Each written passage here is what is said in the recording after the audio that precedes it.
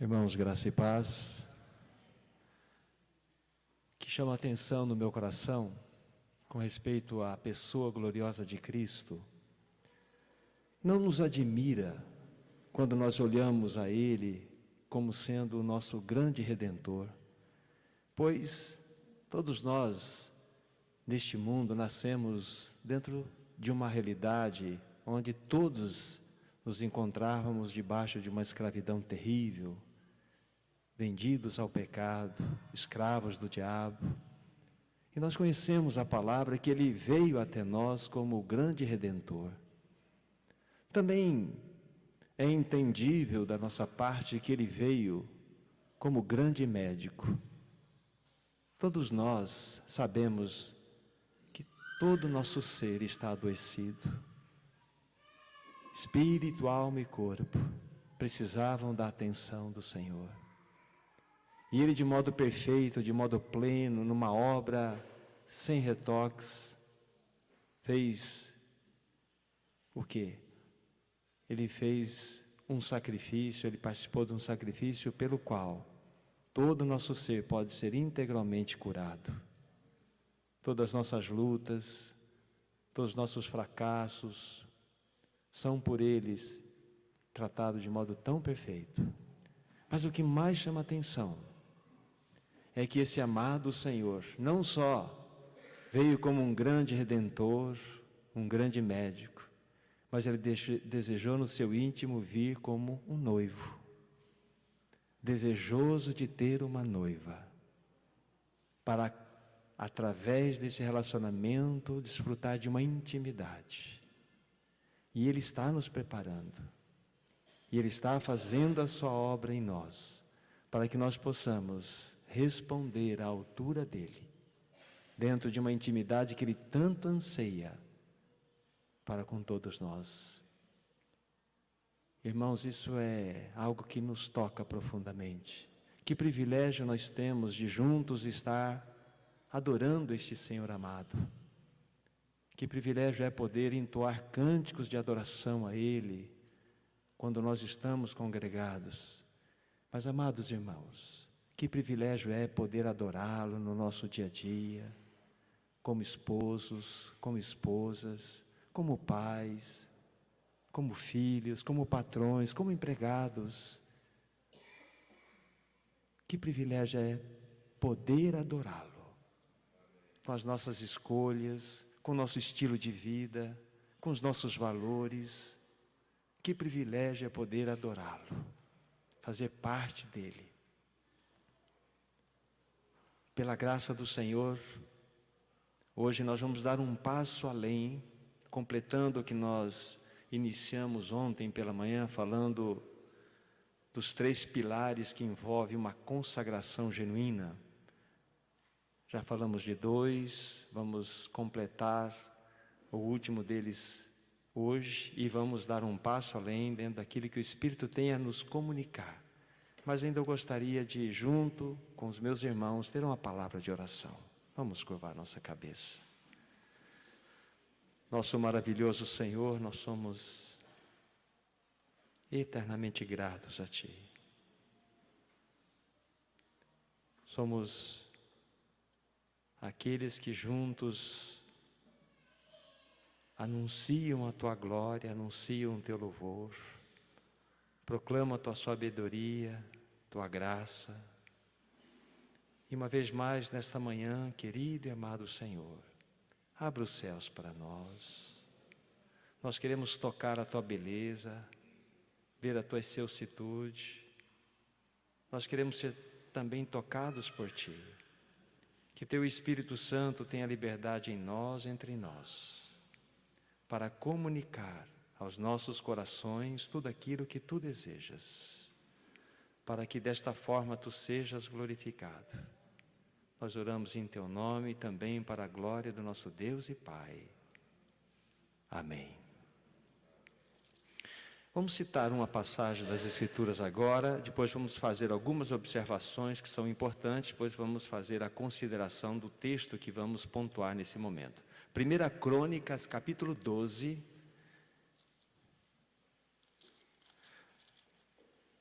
Nós vamos ler o versículo 18. 1 Crônicas 12, 18.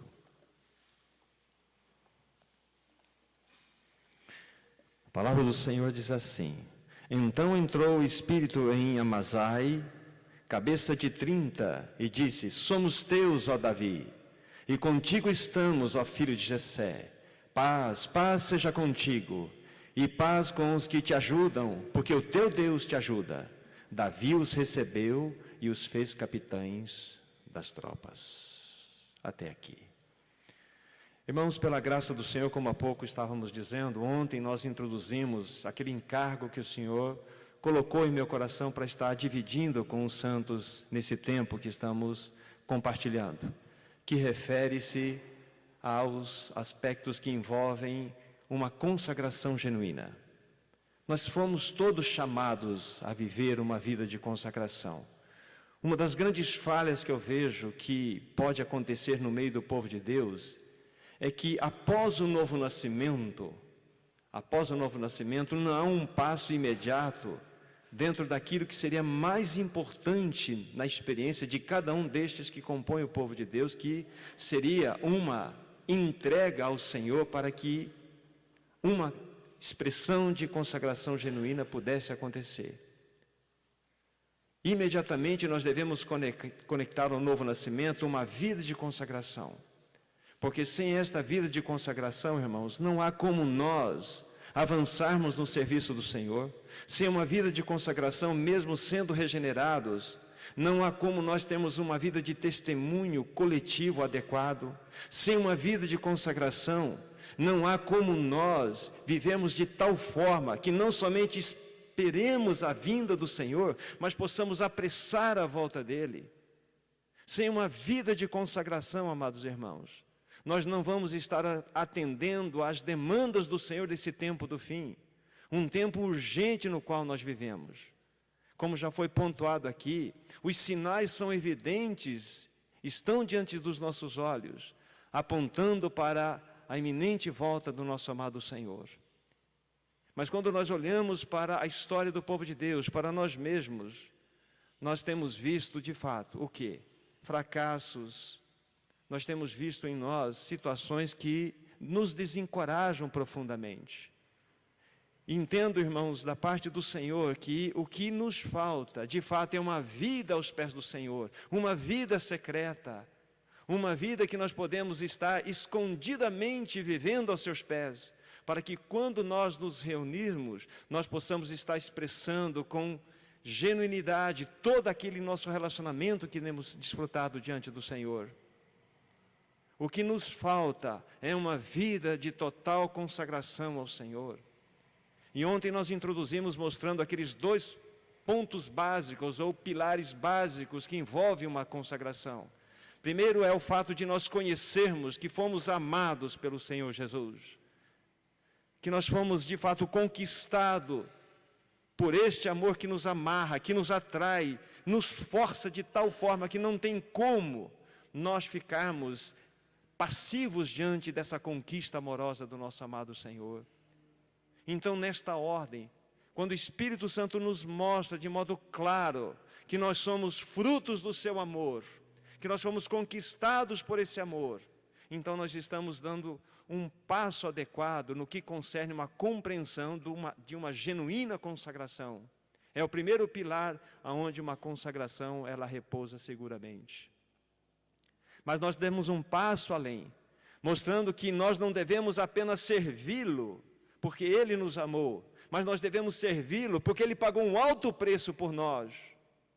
Fostes comprados por preço, glorificai, pois, a Deus através dos vossos corpos mortais. Diz a palavra do Senhor, nós somos daquele que por nós morreu e ressuscitou. É claro a expressão destas verdades ao nosso coração, mostrando-nos que nós não somos de nós mesmos.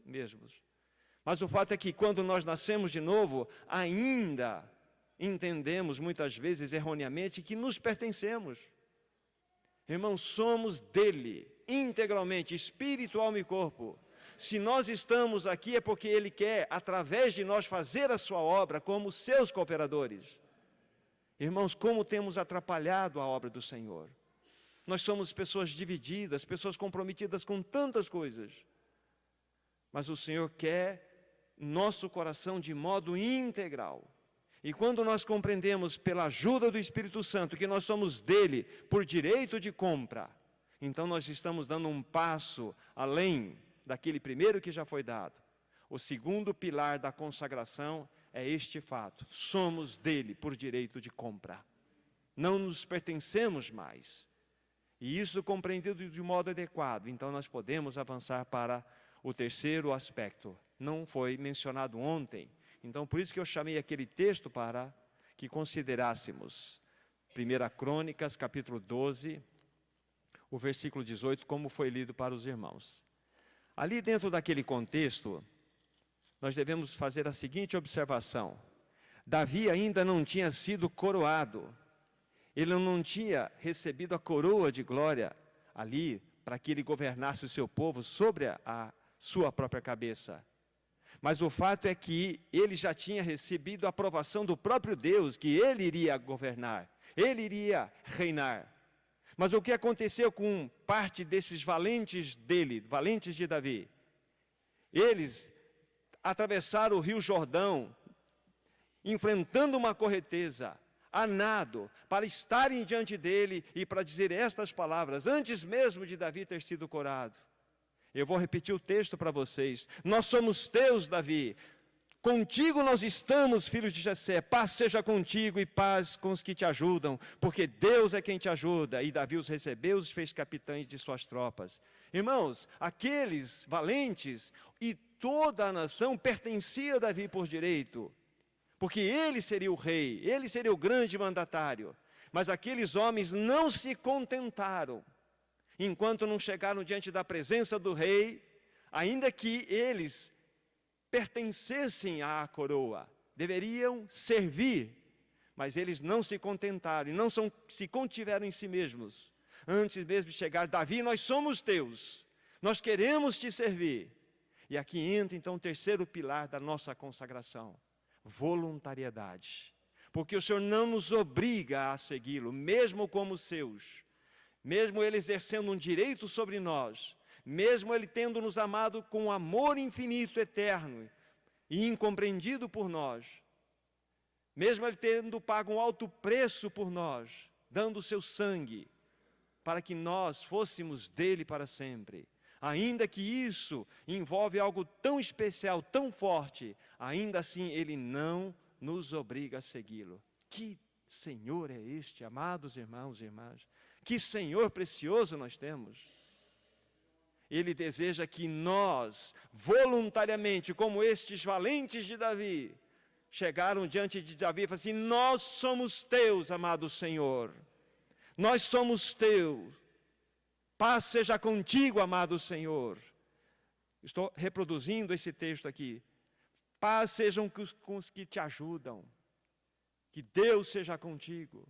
Oh, amado Senhor, nós nos apresentamos diante de Ti, oferecendo-nos para que nós sejamos gastos em toda a vida que o Senhor mesmo nos deu, para que possamos ser vasos úteis em Tuas mãos.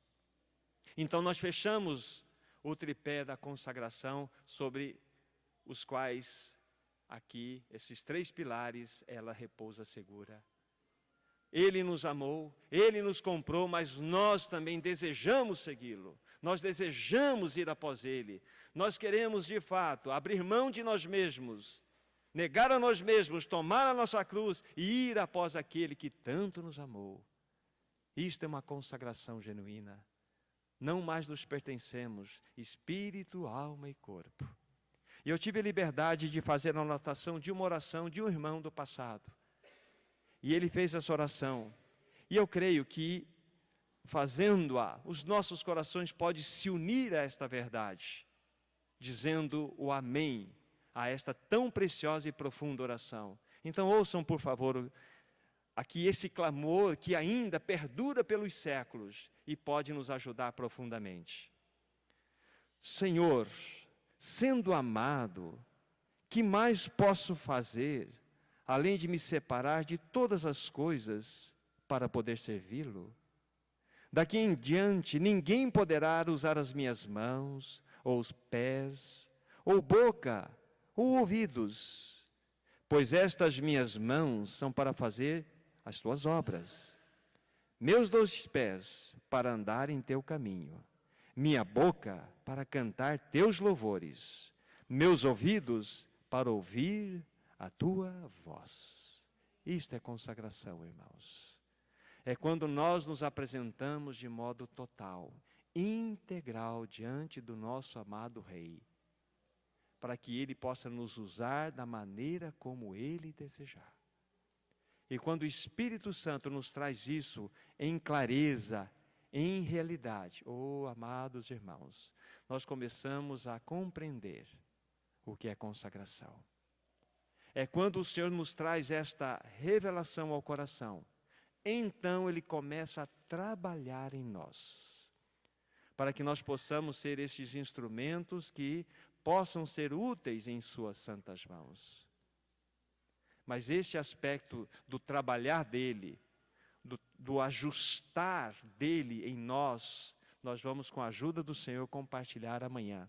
Hoje eu gostaria de, num passo seguinte, irmãos, mostrar há vários impedimentos, vários inimigos que operam de tal forma que buscam a nos impedir a estarmos consagrados de modo real, integral, diante do Senhor.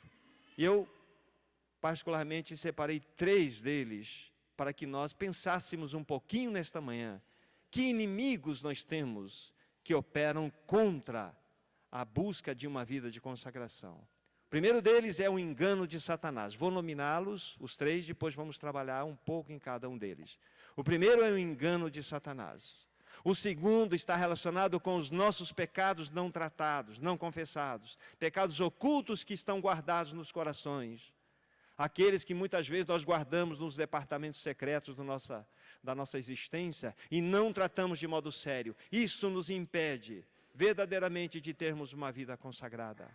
Vamos falar um pouco disso. E por fim, nós vamos ver também que os laços com este mundo são um impeditivo terrível para que nós não tenhamos uma vida de consagração. Então, nesses 3 aspectos, nós precisamos mexer um pouco, porque eles são armas cruéis, mortais, ferrenhas contra uma vida de consagração.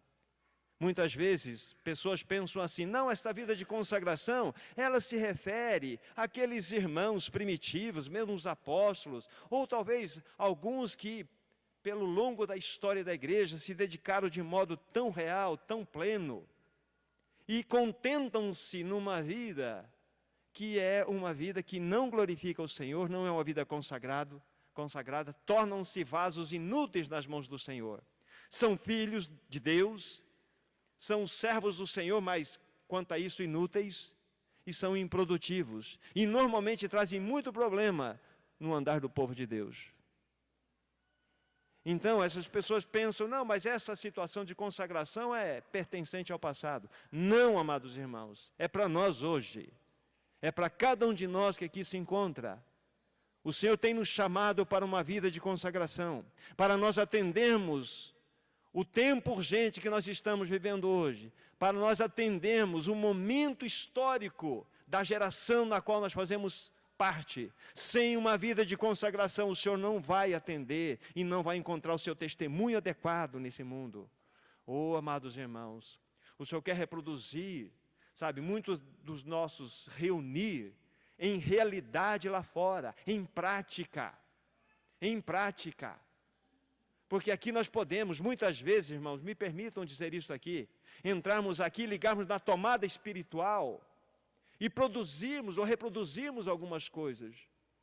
Mas se nós não honrarmos o Espírito Santo lá fora, não honrarmos o Espírito Santo na nossa vida, no nosso viver, nos nossos negócios, quando nós assinamos o nosso imposto de renda, como vamos honrar o Espírito Santo num reunir? Irmãos, nós precisamos ser tratados pelo Senhor. Ou somos ou não somos? Essa é a grande questão.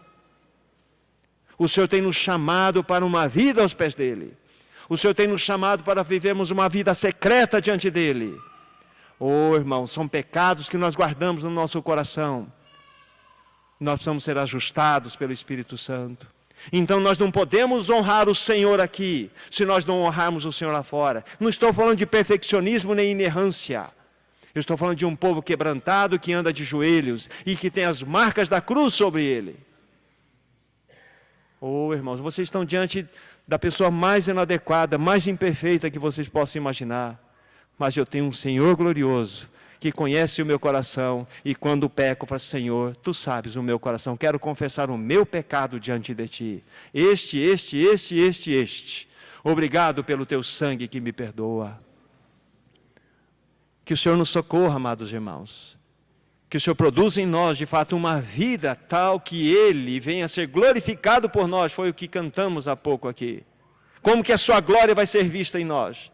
Senão por uma vida completamente entregue a Ele, consagrada a Ele. Nos amou, nos comprou e nós nos entregamos a Ele. Que Ele continue fazendo a Sua obra em nós, irmão, a fazer a Sua obra em nós. Então vamos ver o primeiro aspecto, que é o engano de Satanás, que é um impeditivo para que nós desfrutemos de uma vida consagrada diante do Senhor. Há muitas coisas que nós podemos colocar dentro desse aspecto. E os irmãos depois vão poder ampliar essas questões nos estudos próprios que vocês podem fazer. Mas o que eu queria colocar aqui é um caminho que ele entra, que é o caminho da acusação. Ele mantém muitos filhos de Deus debaixo de uma corrente. Muitos filhos de Deus estão prisioneiros debaixo de uma acusação que nunca é tratada no seu coração. Então, este engano de Satanás mantém pessoas prisioneiras debaixo desse terrível tacão. Então, vamos pegar uma primeira passagem, 2 Coríntios, capítulo 10, 2 versículos 4 e 5. E vamos fazer aqui uma breve consideração. Repetindo, 2 Coríntios 10, 4 e 5.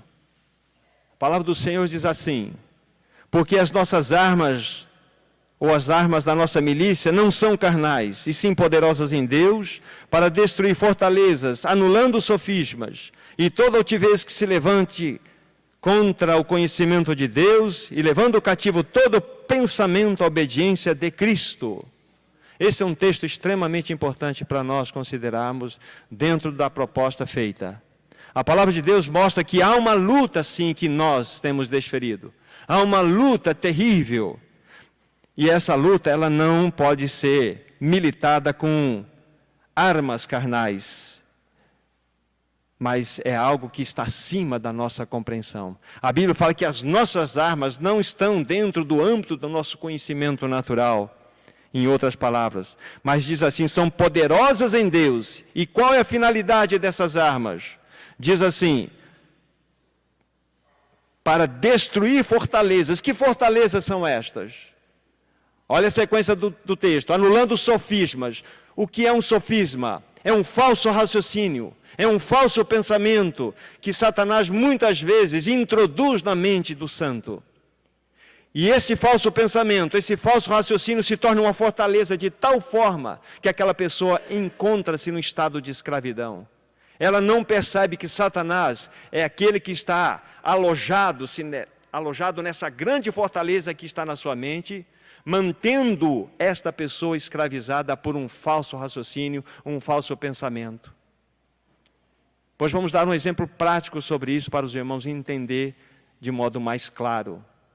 Mas muitas pessoas são escravizadas pelos seus próprios pensamentos. Observe que no final da leitura, mostra-nos que os nossos pensamentos devem ser levados prisioneiros, cativos ao Senhor.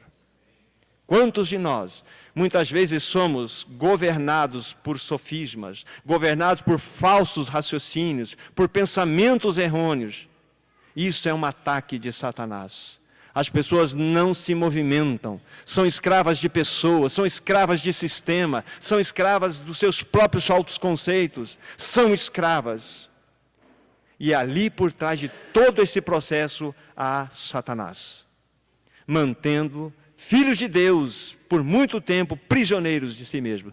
Tornam-se o quê? Tornam-se partes de um exército inoperante. Qual é o maior trunfo de um exército contra o outro? Não é matar um monte de soldado, é ferir, é ferir, é ferir. Porque quanto mais você abaixa o moral de um exército, mais ele está sendo sufocado.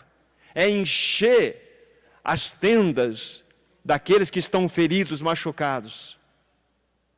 Satanás, ele não pode nos destruir mais, nesse sentido de nos roubar aquilo que nos foi dado de modo eterno, que é a nossa redenção em Cristo. Isso é perfeito, pleno, mas ele pode nos ferir e nos manter, sabe, completamente imóveis, inativos, inúteis para Deus. Agora, esse ponto aqui que envolve a nossa mente é terrível. Se vocês se lembram de Efésios capítulo 6, ali a partir do versículo 10 em diante, vai nos mostrar que há uma luta que nós estamos desferindo. Mas a nossa luta não é contra sangue e carne. É uma luta que envolve as milícias celestiais. A Bíblia lá nos recomenda que nós devemos nos vestir da armadura de Deus. Vai nos falar muitas coisas, vai chegar no ponto que devemos ter o escudo da fé. Isso é Efésios 6, verso 16. O escudo da fé, com o qual poderemos apagar todos os dardos inflamados do maligno. Esses dardos vêm na nossa mente. Às vezes basta um pensamento que é lançado em nossa mente, irmãos e irmãs. E nós mesmo nos encarregamos de desenvolver. Uma pessoa é picada por uma serpente na ponta do dedão. Uma corrente sanguínea se encarrega de levar o veneno por todo o corpo daquela pessoa que foi picada. Uma única seta lançada por Satanás na mente de uma pessoa mantém essa pessoa escrava. Porque ela mesma começa a elaborar tudo aquilo que sutilmente lançou sobre a sua mente.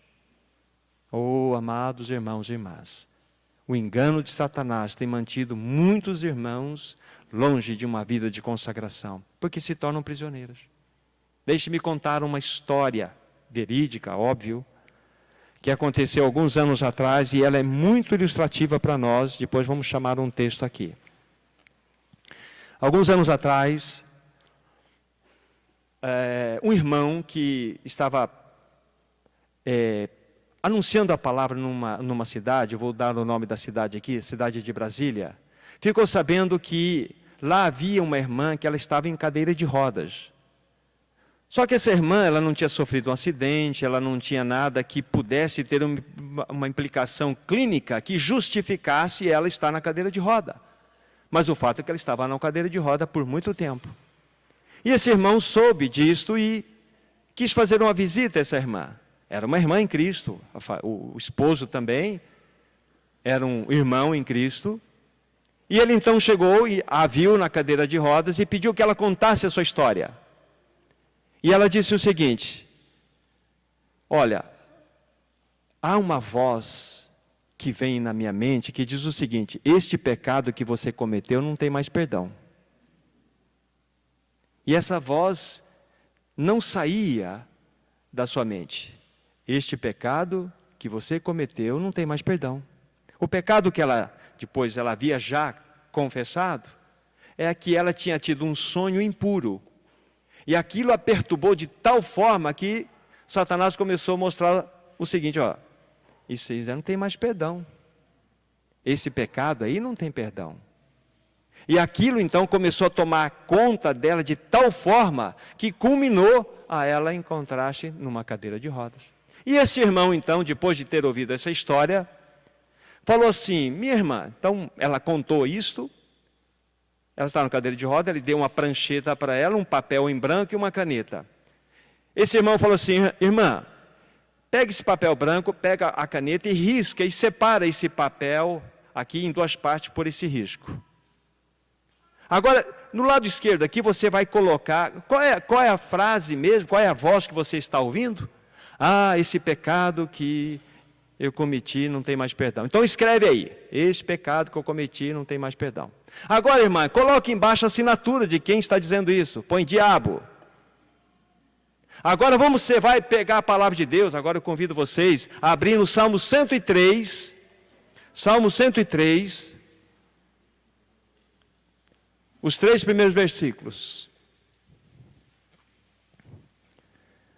A palavra do Senhor diz assim: bendize, ó minha alma, ao Senhor, e tudo que há em mim, e bendiga o seu santo nome. Bendize, ó minha alma, ao Senhor, e não te esqueças nenhum só dos seus benefícios. Ele é quem perdoa todas as tuas iniquidades e quem sara todas as tuas enfermidades. Escreve isso aí, minha irmã. E ela escreveu, em especial o versículo 3. Agora põe a assinatura embaixo, minha irmã. Deus. Aí ele pegou aquele papel. Minha irmã, com que voz você vai ficar? Ela olhou com a de Deus. Pois é, minha irmã. Naquele dia, mais um pouco de comunhão, ela se levantou da cadeira e foi fazer um café para o irmão. Oh, irmã, havia uma fortaleza na cabeça dela, irmãos. Havia algo que ela tinha alimentado de maneira errada, um sofisma, um falso pensamento, introduzido pelo engano de Satanás. Quantos irmãos são escravos assim, irmãs? Sinceramente, querendo, ela tinha uma sinceridade no coração.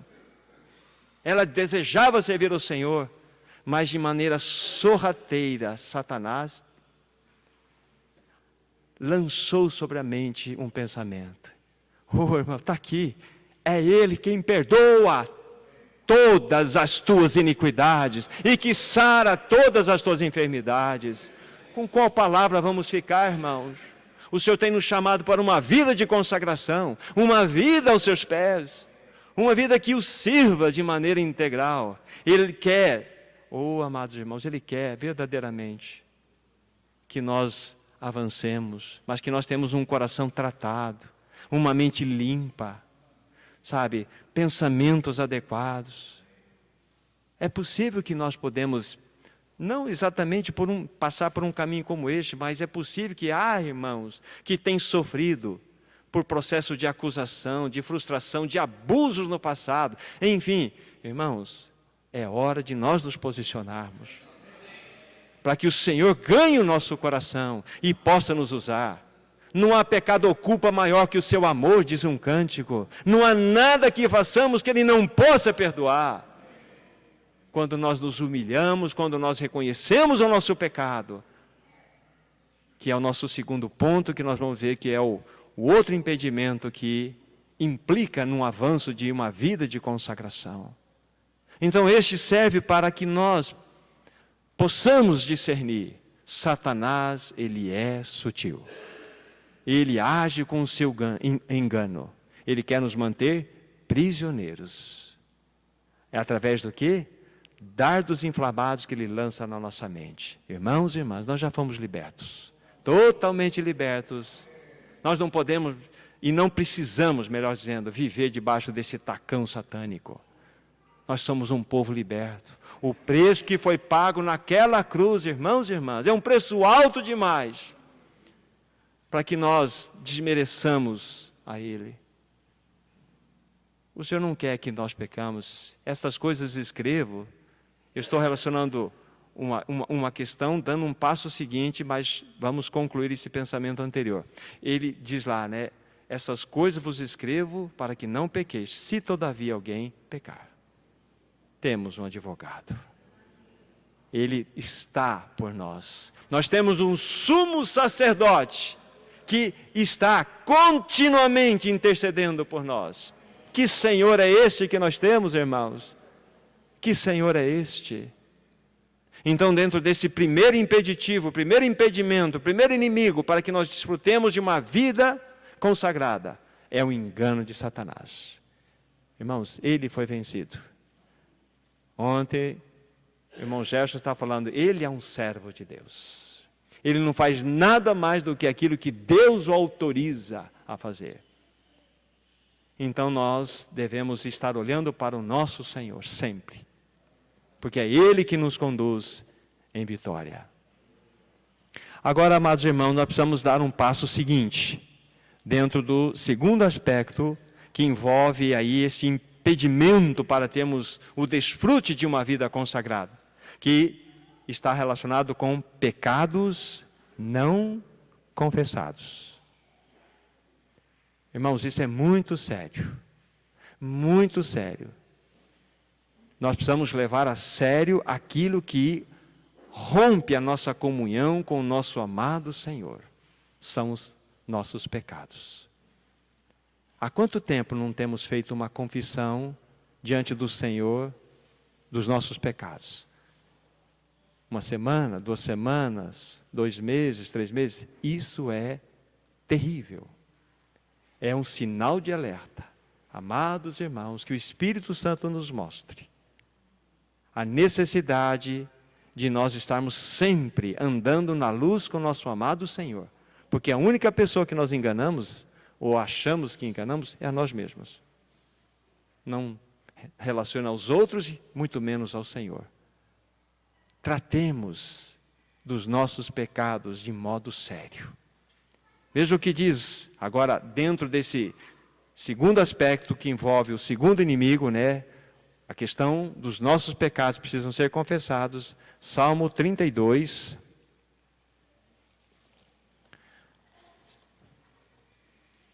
Salmo de número 32. Nós temos aqui, a partir do versículo 3, algo que nos ajuda dentro desse assunto.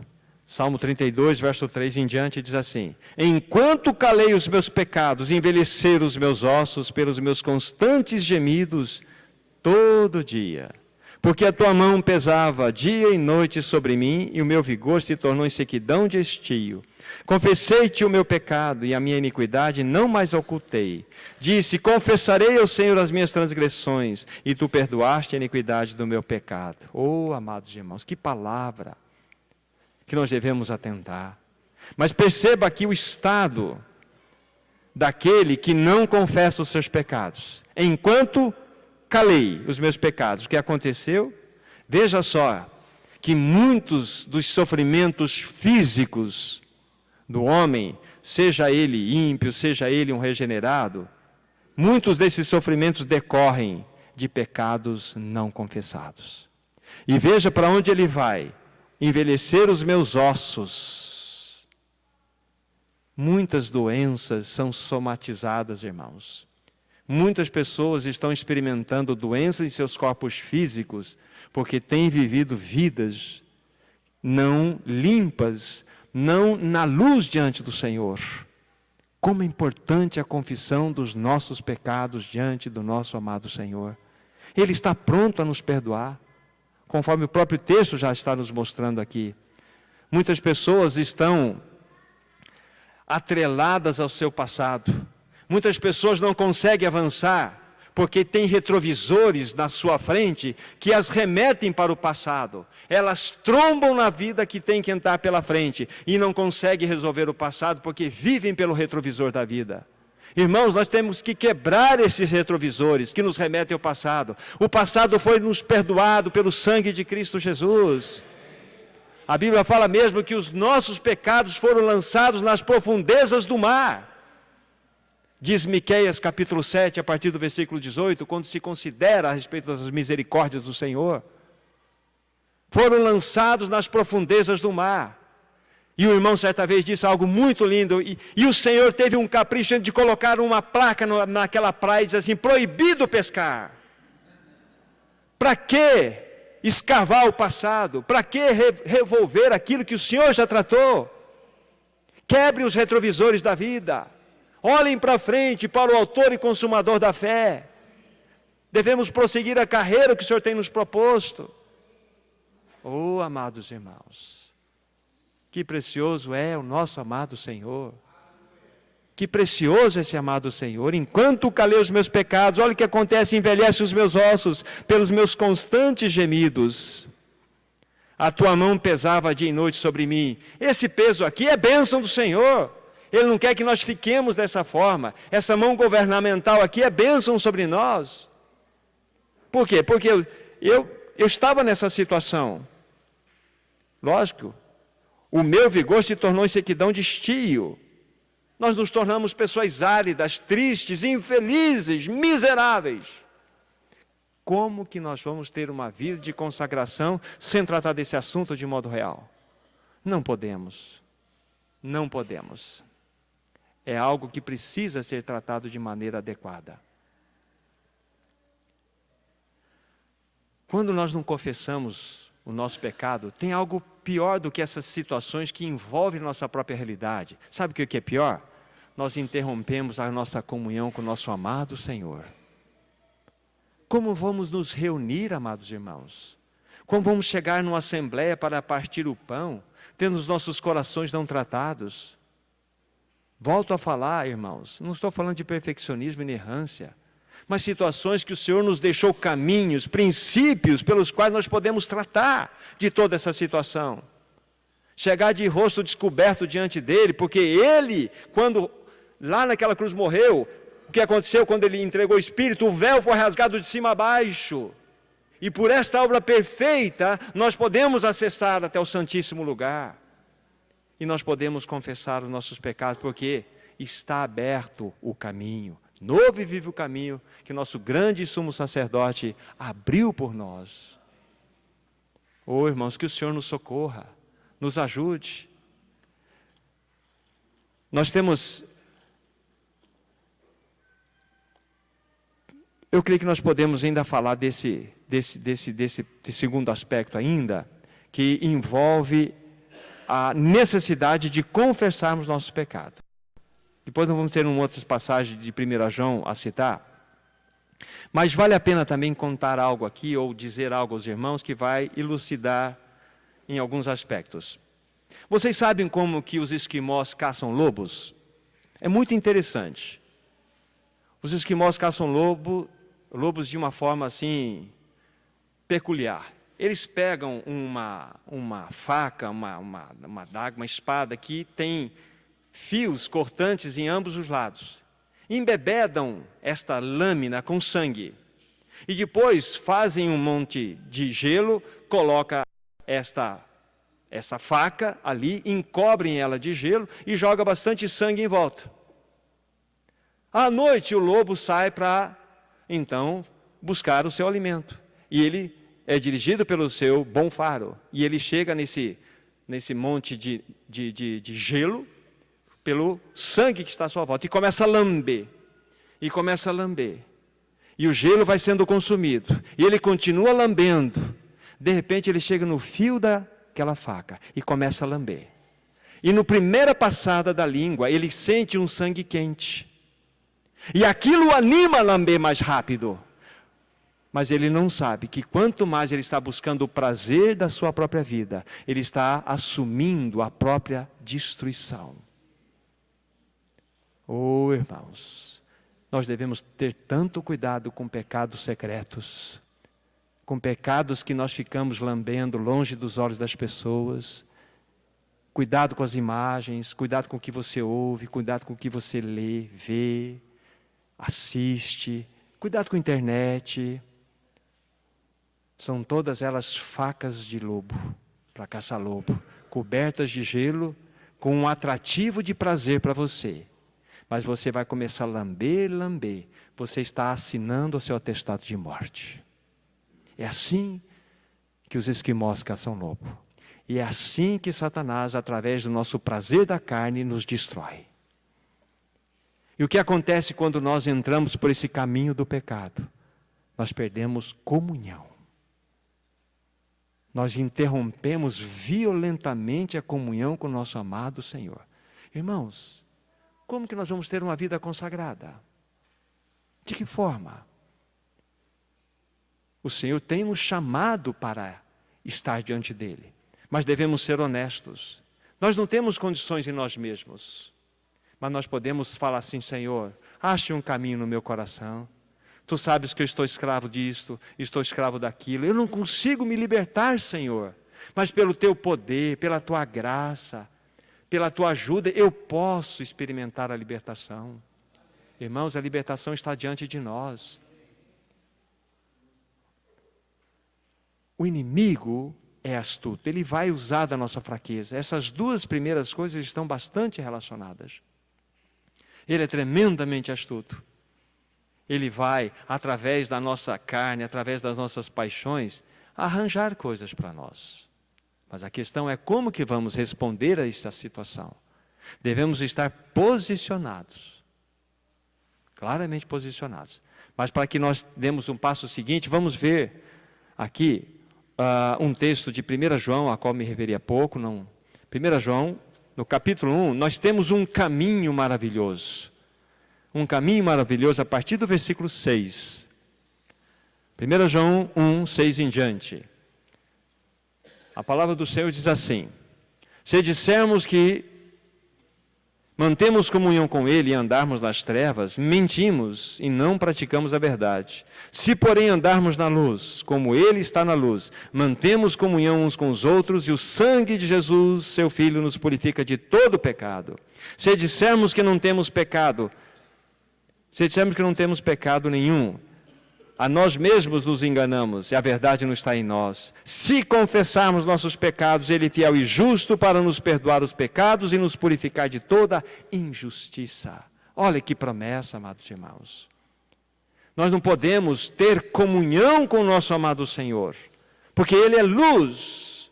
E se nós andarmos em trevas, o que significa andar em trevas? Ali, está embaixo, a própria resposta é a questão do pecado em nós.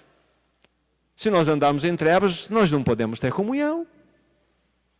Então imaginemos só, todos nós aqui presentes, tendo uma vida individual. Vamos nos reunir para adorar a Deus, e cada um de nós tem um problema diante do Senhor não resolvido. Que reunião é esta? Aonde nós vamos chegar com ela? Então falta-nos, de fato, um andar com sinceridade e seriedade diante do nosso Senhor. Falta-nos confessar os nossos pecados diante dEle. E aí está a palavra de promessa.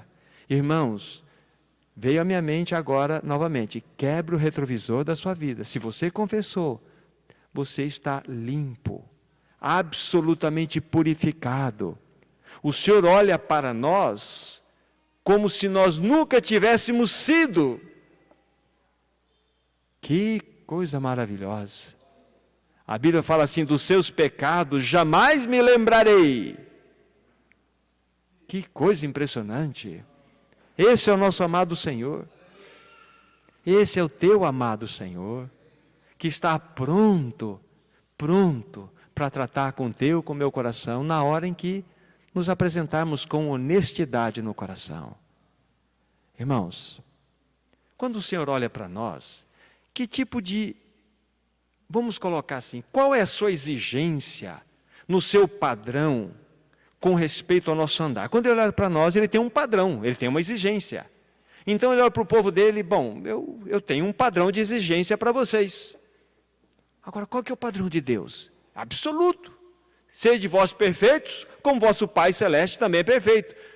A palavra perfeita ali está relacionada com o nosso aspecto de maturidade. Mas como entender isto? Como podemos discernir essa situação? Vocês sabem que o pato é muito interessante, que o pato, ele não anda direito, não nada direito, nem voa direito, ele é tudo mais ou menos. Ele anda mais ou menos, nada mais ou menos e voa mais ou menos. Esse é o padrão do pato. Deus não quer que nós sejamos como o pato. Mas como que Ele olha para nós? Ele olha a nós na medida da nossa idade espiritual. Você não tem um filhinho pequeno? Então ele tem passo a passo. Às vezes, quando ele começa a pronunciar as primeiras palavras, tudo errado, o pai e a mãe se derretem. Olha, meu filho está falando. Para o pai não é uma alegria ver aquela criança expressando suas primeiras palavras, ainda que de maneira tão inadequada, tão errada, tão até incompreendida. Mas para o pai é uma alegria, é aquela idade que o pai tem para aquela criança. Mas essa criança vai crescer, ela vai passar para outro estágio, ela vai começar a aprender a andar, vai tropeçar, vai machucar o joelho, mas ela está numa fase adequada. Ela vai para o estado júnior, pré-adolescência, enfim. Ela está respondendo o quê? Ao limite, à medida da sua idade. E seu pai continua contente com ele. Mas agora, se ele chegar com 21 anos de idade, ele tiver chupeta na boca, fralda, brincando com chocolate dentro de um berço, tem alguma coisa errada. Ela está numa fase que o pai está triste com ela, porque ela está corrompida numa fase. É assim que o Senhor olha para nós.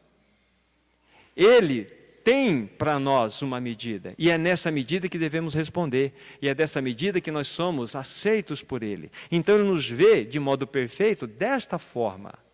Agora, se nós não estivermos respondendo, nós podemos ser, sabe o que, irmãos e irmãs? Crianças em corpos de adultos. Crianças espirituais em corpos de adulto.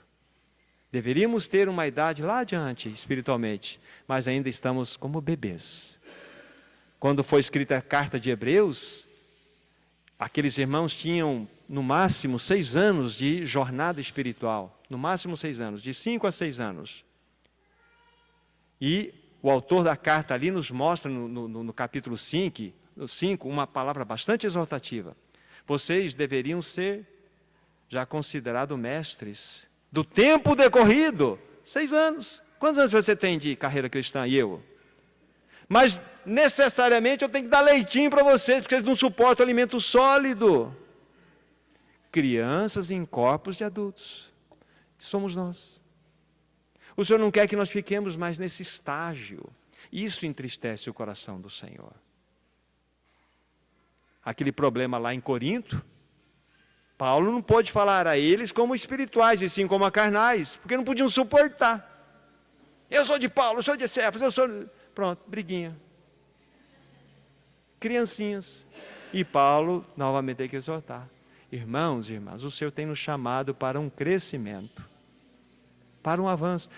E isso está relacionado com uma vida de consagração. Nasceu de novo, a primeira coisa, não faça mais nada. Fala, Senhor, eu quero estar na tua escola de consagração. Eu quero me matricular, porque vai ser uma escola boa. Porque o Senhor vai tratar com você. Mas esses pontos que estamos apresentando aqui, eles são essenciais porque eles nos fundamentam. Conforme, me permito aqui a lembrança, amor, a nossa redenção e a nossa voluntariedade. Isso se tornam plataformas seguras para a consagração. E o que nós estamos vendo hoje é a questão desses impedimentos que terrivelmente agem contra nós. O engano de Satanás e pecados não confessados. Mas nós já vimos aqui caminhos também que nós podemos, sim, tratar desses assuntos. Andar na luz. Andar na luz. Ande na luz com o Senhor. Vocês sabem que o significado do nome Urias, lembra de Davi, da história dele? Urias significa luz de Deus. Davi cultou, Deus mandou a luz dele lá para falar com ele. Mas mesmo assim ele buscou apagar a luz de Deus, porque aí nós sabemos toda a história. Irmãos, apresentemo-nos diante da luz de Deus. É para o nosso bem, para a nossa bênção. Esqueçam de tudo que para trás ficou. Avance para as coisas que estão diante de você. Me permitam mais um pouquinho para concluir, irmãos, essa parte hoje. Então, o terceiro e último aspecto que envolve esse assunto dos inimigos contra uma consagração adequada, envolve o ponto laços com este mundo. Algo que nós precisamos entender sobre o mundo, irmãos. Não pensemos no mundo físico, nesse mundo que nós tocamos, mas pensemos no mundo que é um sistema maligno. O mundo nesse aspecto, é uma realidade espiritual satânica.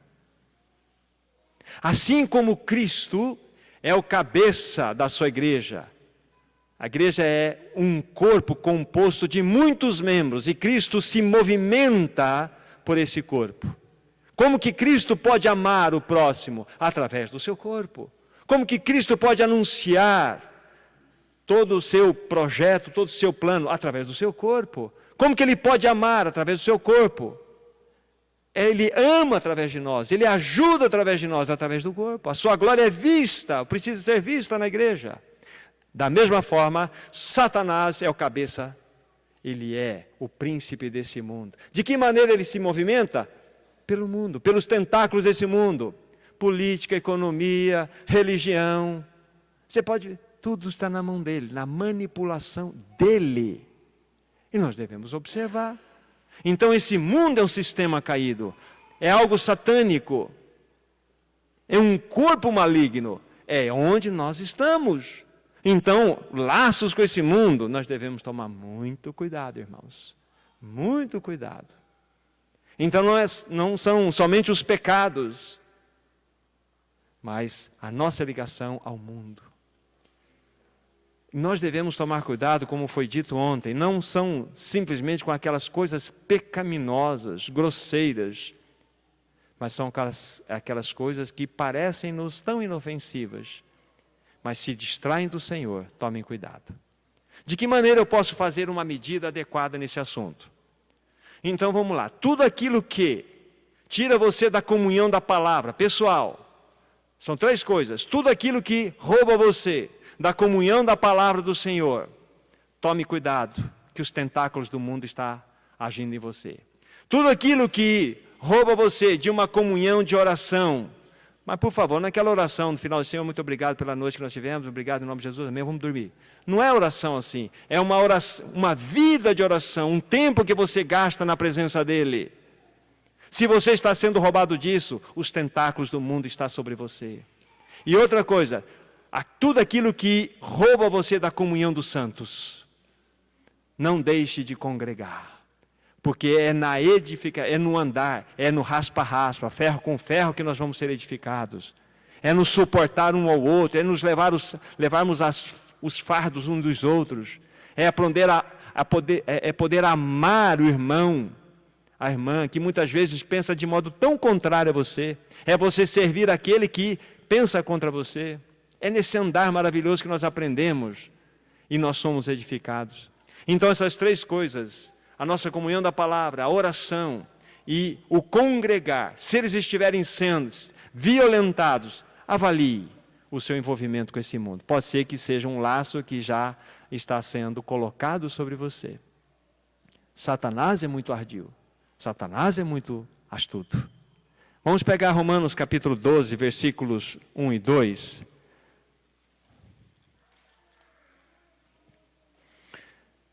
Diz assim: rogo-vos, pois eu, irmãos, pelas misericórdias de Deus, que apresenteis o vosso corpo por sacrifício vivo, santo e agradável a Deus, que é o vosso culto racional. E não vos conformeis com este século, mas transformai-vos pela renovação da vossa mente, para que experimenteis qual seja a boa, agradável e perfeita vontade de Deus. Aqui há essa palavra século, esta era, é exatamente esse mecanismo, esse sistema que está apresentado nesta geração agora, como de outras formas apresentou-se nas gerações passadas. Mas a Bíblia está mostrando aqui que nós, primeiro verso fala de consagração, vocês perceberam, devemos apresentar, pelas misericórdias de Deus, os nossos corpos por sacrifício vivo, santo e agradável a Deus. Paulo tinha em sua mente aquilo que acontecia lá na velha dispensação: pegava o seu animal, imolava o seu animal, rasgava o animal, depois partiu o animal para ser lançado no fogo. É isso que deve acontecer conosco vivo, numa consagração genuína, para que nós, de modo vivo, nos apresentemos como um sacrifício, pelo qual o Senhor vai fazer o que quiser conosco. É só assim que Ele vai poder alcançar o seu caminho em nós e através de nós. Só assim nós, individual e coletivamente, vamos dar um testemunho nesse tempo do fim, irmãos e irmãs. Consagrados a Ele, totalmente pertencentes a Ele. Então esse texto nos mostra essa verdade. Não tomemos a forma deste mundo, mas transformai-vos pela renovação da vossa mente. Olha aqui, a nossa mente, isso está falando, fundamentado em tudo aquilo que aconteceu do capítulo 1 ao capítulo 8. Paulo nos mostrou toda a progressão, desde a perversidade do homem até a sua justificação, processo de santificação, dependência do Espírito. Agora fala assim, agora a sua mente vai ser tratada também. Veja que processo lindo. Processo lindo na palavra. Uma vez que a nossa mente então passa por esse aspecto de renovação, somente e tão somente nós vamos experimentar qual seja a boa, agradável e perfeita vontade de Deus. Só assim. Senão nós não vamos tocar a mente, os conselhos, o coração do nosso Deus. A nossa mente está entupida de tantas coisas. Então aqui está esse terceiro aspecto. Nós já estamos indo para o final, irmãos e irmãs. Me suportem mais um pouquinho apenas. Mas vamos fazer apenas uma comparação entre o que concerne, na perspectiva de Deus, A avaliação dele dos pecados e a avaliação dele do mundo. Vamos pegar o livro de Tiago. Tiago. Deixa eu me localizar aqui, Tiago.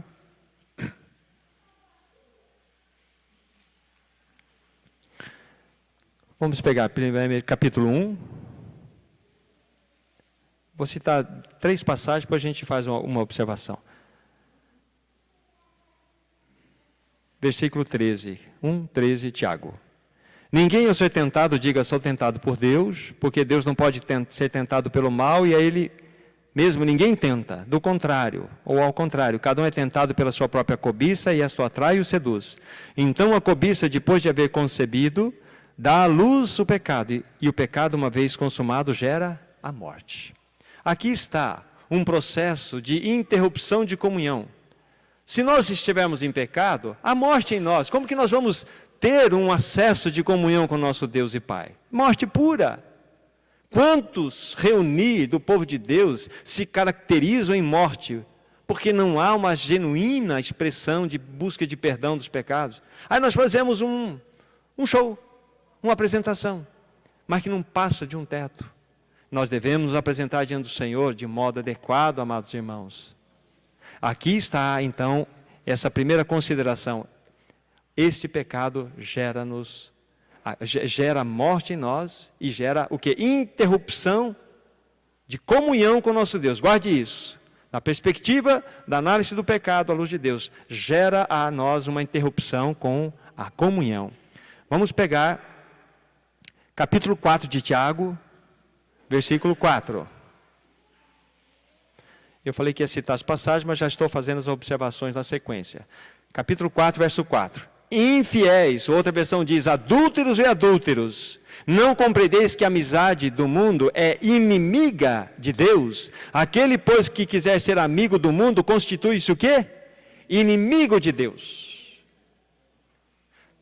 Então, vocês observaram, no primeiro aspecto nós temos uma interrupção da comunhão, e nesse aspecto o que nos destacou no texto lido foi que essa amizade do mundo nos constitui como inimigos de Deus. Vamos lá.